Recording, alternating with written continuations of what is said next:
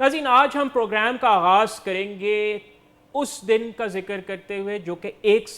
دن پہلے ہوا، جس کو مغربی دنیا تو یاد کرتی ہے کسی سانحے کے طور پہ، لیکن بڑی کنوینینٹلی بھول جاتے ہیں جو 50 سال کی پوری تاریخ ہے جب اسرائیل نے اپنے مغربی جو ان کے اتحادی ہیں ان کی بیکنگ کے ساتھ جو غزہ پہ جو ظلم ڈھایا ہے 50 سال تک، اور جو پچھلے ایک سال میں جس میں خان یونس اور غزہ میں 50,000 فلسطینی ناحق اپنی جانوں سے ہاتھ دھو بیٹھے، جو شہادتیں ہوئی ہیں، اور جو اس کے بعد دنیا کا منظرنامہ چینج ہو گیا. آج ہم اس کے بارے میں بات کریں گے، لیکن سب سے پہلے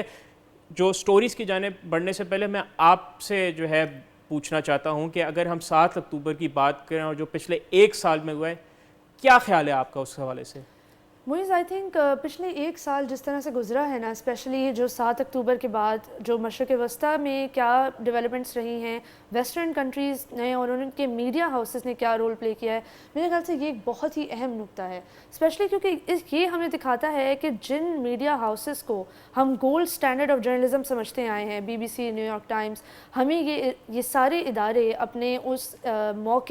مقام سے گرتے ہوئے نظر آئے. انہوں نے موقع کا غلط فائدہ اٹھا کے بہت بھرپور لیول پر مس انفارمیشن پھیلائی، ہیٹ سپیچ پھیلائی، عرب لوگوں کے خلاف باتیں کی، اینٹی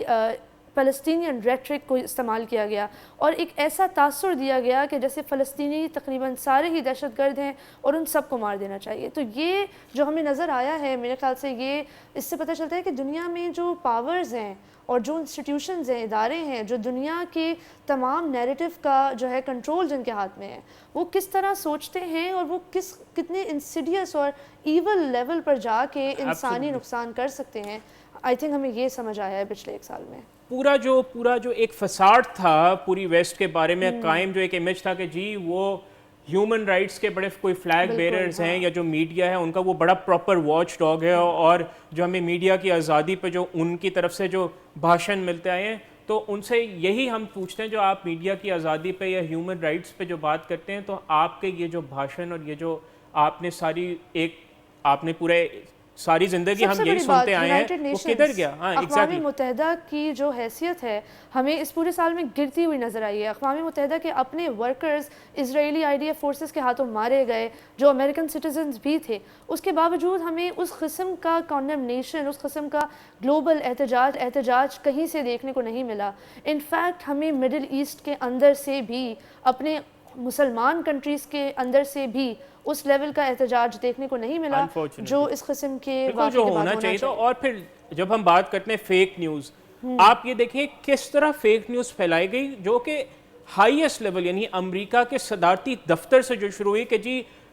حماس نے اسرائیل کے 40 بچوں کو مار دیا ہے، اور پھر وہاں سے کس طرح جو اسرائیل نے اپنی جارحیت بڑھائی، اس پہ کوئی پوچھنے والا نہیں تھا کہ بھائی کوئی ثبوت تو لا کے دیجیے، اور پھر بعد میں وہ خبر جعلی نکلی. لیکن جو اس کے بعد جو تباہ کاری ہوئی اس کا کون ذمہ دار ہے؟ میڈیا نے آج تک کبھی نہیں پوچھا. اور یہ آپ جو 40 بیبیز والی بات کی ہے نا، یہ اسپیسیفکلی بہت زیادہ ڈیمنگ ہے، اس لیے بھی کیونکہ آلدو اسرائیلی میڈیا نے، امریکن میڈیا نے، ویسٹرن میڈیا نے کانسٹنٹلی اس کے بارے میں جھوٹ بولا کہ 40 ایسے بچے ہیں جن کا سر قلم کر دیا حماس نے. اب یہ کوئی چھوٹی بات نہیں ہے، یہ بہت بڑی بات ہے یہ کہنا، اور یہ زیادہ بڑی بات تب بن جاتی ہے جب یہ جھوٹ ثابت ہو جاتی ہے. نہ کہ صرف یہ جھوٹ ثابت ہوئی، بلکہ ہم نے خود اپنی آنکھوں سے دیکھا کہ تصویریں آ رہی ہیں غزہ میں سے، ویسٹ بینک میں سے، آف پیلسٹینین بیبیز جو ایکچولی جن کو بیہیڈ کیا گیا تھا آئی ڈی ایف کی طرف سے. تو یہ جھوٹ اور یہ کا جو پورا نظام ہے جس کو یہ دنیا چلا رہی ہے، آئی تھنک ہمیں پچھلے ایک سال میں یہ دیکھا ہے کہ ہمارے سامنے یہ ایکسپوز ہو کے نظر آ گیا ہے. بالکل. اور اگر ہم بیبیز کی بات کرتے ہیں، میں آنیسٹلی اریبہ آپ کو بتاؤں، میرے آج تک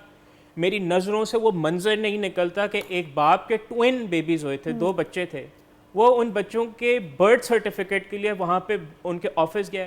وین ہی گاٹ بیک، وہ برتھ سرٹیفکیٹ کیا، اس کو تو اپنی وائف کے اور 2 بچوں کے ڈیتھ سرٹیفکیٹس بنوانے پڑ گئے، کیونکہ وہ اسرائیل کی جارحیت کے نتیجے میں وہ بچے اور اس کی وائف اپنی جان سے ہاتھ دھو بیٹھے. اور اس طرح کے ان گنت واقعے ہیں، چاہے وہ بزرگ ہوں، بچے ہوں، خواتین ہوں، جن کو ہر مذہب کا اصول ہے کہ جو ہے بچوں کو اور خواتین کو جنگ سے جو ہے نا ان کو آزادی ہوتی ہے جارحیت سے، کسی چاہے آپ پوری اس کی ایگزامپلز ہیں، لیکن جو ہے اس میں کوئی بلا تفریق جو جارحیت ہوئی ہے. اور جو اتنا شرمناک کردار ہے خیر نہیں آپ you right I mean there are some rules of war. آپ جنگ لڑتے ہیں لیکن کچھ نہ کچھ قوانین جنگ کے بھی ہوتے ہیں جس کی وجہ سے جب آپ ان کو فالو نہیں کرتے تو وار کرائم کے زمرے میں آپ کے ایکشنز آ جاتے ہیں جن کو جنگی جرائم بھی کہا جاتا ہے.